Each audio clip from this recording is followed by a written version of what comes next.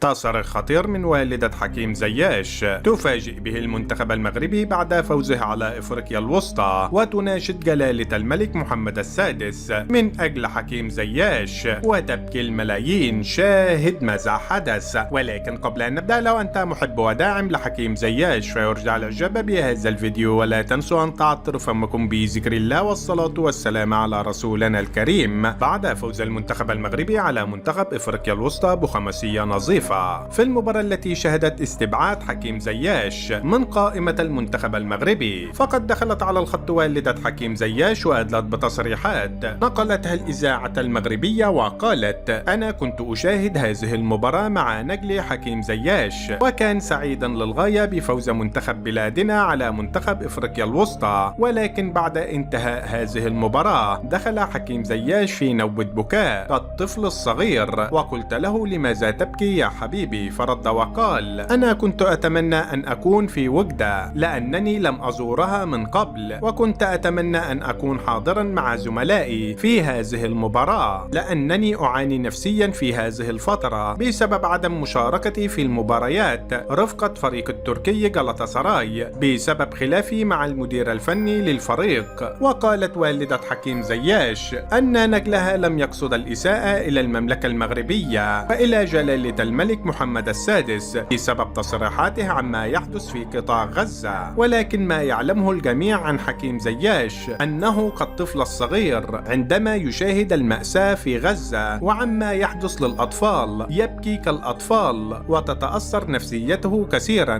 لدرجة أنه يتعالج نفسيا في الوقت الحالي بسبب ما يحدث للأطفال في غزة. وكل ما كتبه أنه يطلب الدعم من جميع الحكومات العربية والإسلامية لهؤلاء الأطفال والنساء والشيوخ في غزة. فكل ما أتمناه الآن من جلالة الملك محمد السادس أن يعفو عن نجلي، وأنا أعلم أن جلالة الملك قلبه طيب وكبير، وأنا أعلم أنه سيعفو عنه، وأن من قام باستبعاد حكيم زياش هو ليس جلالة الملك وإنما بعض المسؤولين الرياضيين. فزياش تعرض للظلم صراحة في المنتخب المغربي من قبل، عندما كان يتولى تدريب المنتخب المغربي خليل زيتش الذي استبعده كثيرا وهمشه من المنتخب المغربي. وهذه الفترة كانت من أكثر الفترات تألقا لحكيم زياش، وكل ما أطلبه من المغاربة الآن أن يدعوا لحكيم زياش ويساندوه في هذه المحنة الخطيرة ويرفعوا من معنوياته. وأرجو من وليد الركراكي أن يضم حكيم زياش في معسكر نوفمبر المقبل. وفي النهاية شاركونا بآرائكم حول هذا الموضوع، ولا تنسوا الإعجاب بهذا الفيديو والاشتراك في القناة ليصلكم جديدنا.